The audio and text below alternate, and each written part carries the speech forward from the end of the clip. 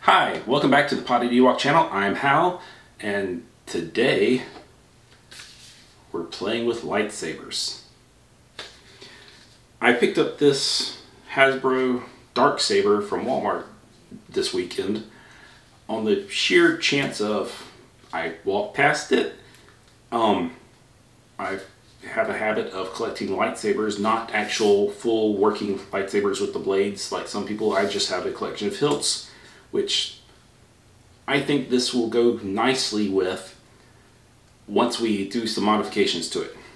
Mostly take it apart, take out the electronics, and reassemble it and paint it to make it look metallic, to go with my Mandalorian helmet I made last year right after Season 1 aired. And with Season 2 coming out in a few weeks, let's get started. Alright, here we have me taking the lightsaber apart. Luckily, this was mostly held on with screws, not glued.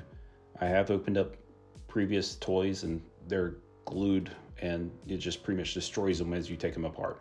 But this one was probably about 6 screws, nothing too bad.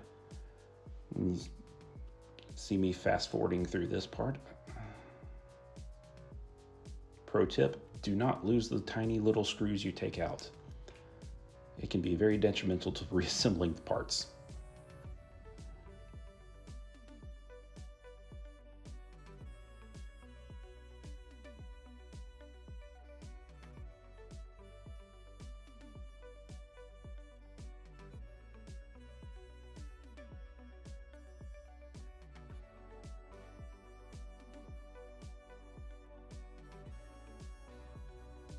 Here's my initial hope that it's going to pop right apart, which it doesn't, because this end piece right here apparently is glued in.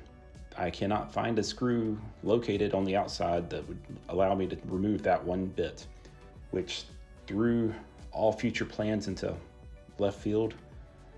And so on to plan B, which is to just see what I can do with it still intact at the end. Then once I realized I couldn't retuck the electronics back in the way they originally were, they got cut out. And here I am trying to reinsert the activation switch back into the saber. I tried several different methods. One was using the circuit board that came with the saber.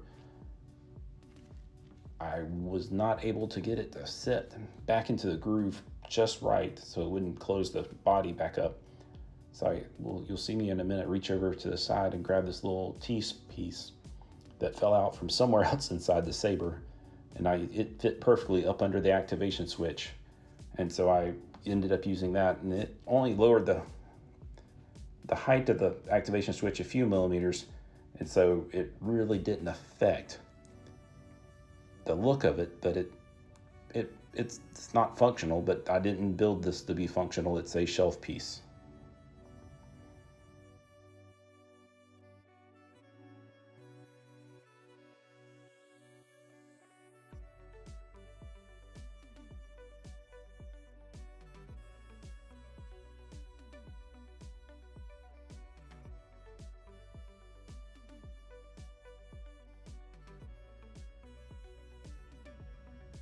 And it's falling down the inside and I can't get it back out.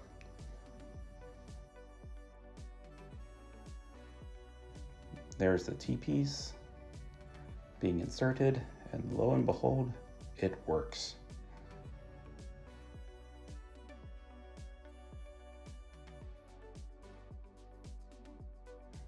So I'm happy with that part.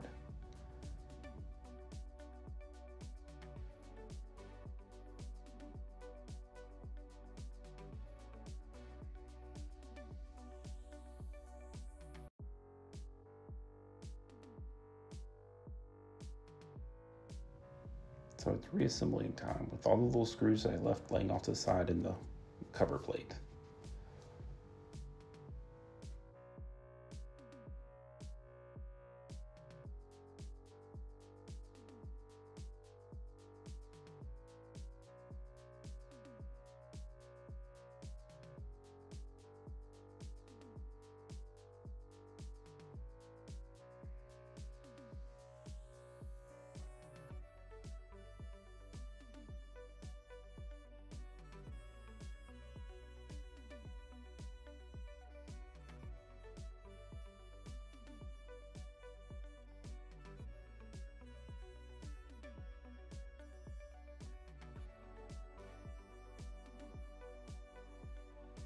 the emitter tip, I cannot ever get the line back up and slide back in perfectly the first time.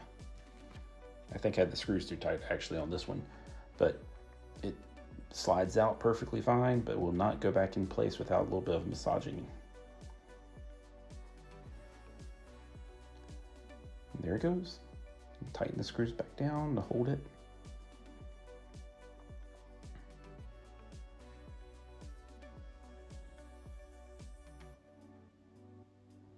And reassemble Darksaber. My plan is working. Here I am cutting out a little plate to fit over the hole in the front to cover where the blade would be if I had kept the blade on the saber. I'm using styrene. I couldn't tell you the gauge of it. It's really just sheet styrene I had picked up at this hobby store. All you have to really do is score it and wiggle it a couple of times and it will pop, cut wherever your score lines are. So it's really easy to work with. Except for this one little edge, which wasn't really thick enough to bend on that part. I popped it off, and then just cut off the angled corners and push it into the tip. And there it is. On to bondoing.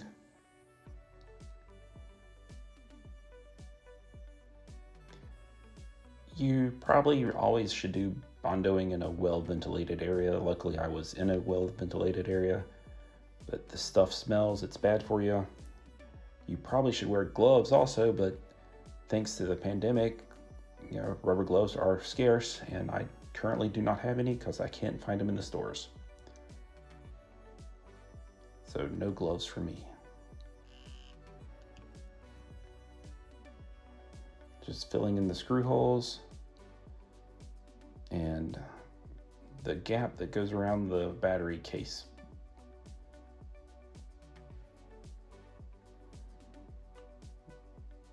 If you overmix your ratio of the hardener to the chemical, I don't know what the bondoing, what it's called, it's hardener, the normal side, it will set really quickly and you won't get much use out of it.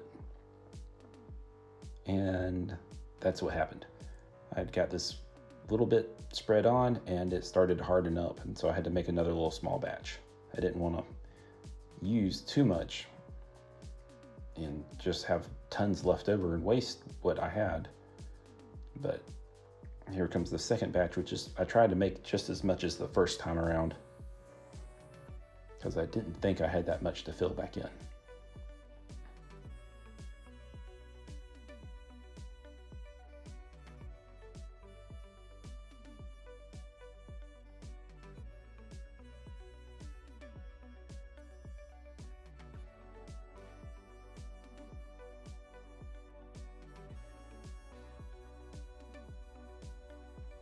Stir thoroughly.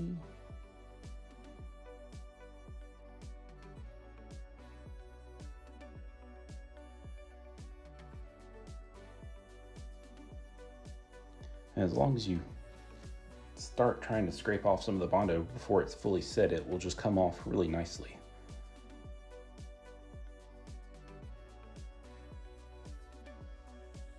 So you'll see me taking a stick in a minute and trying to scrape off some of the excess that I globbed on too many spots.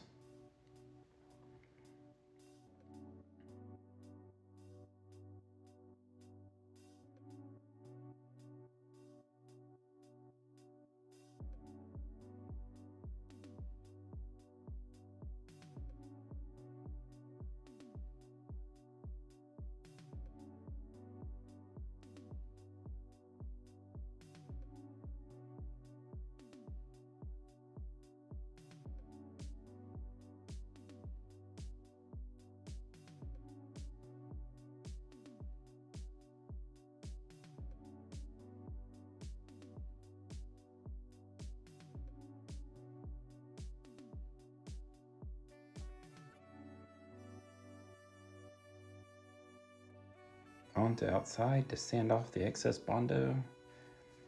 and try to get it all smoothed out somewhat.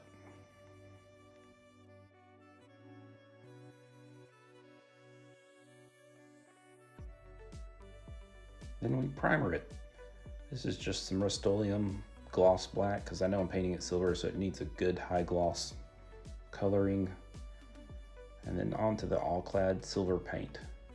As you can tell, I've already run out in the first go because I didn't put enough in the reservoir the first time. But with the gloss black, it will really make this silver shine. Otherwise, it'll just be a dull silver, not a bright silver.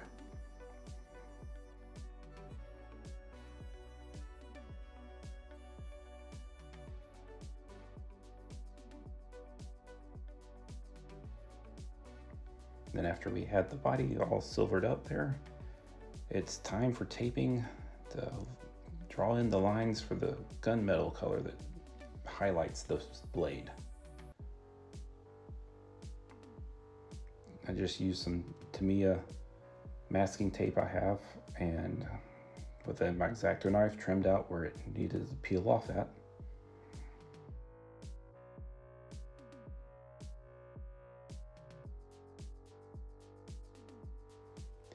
And more airbrushing outside.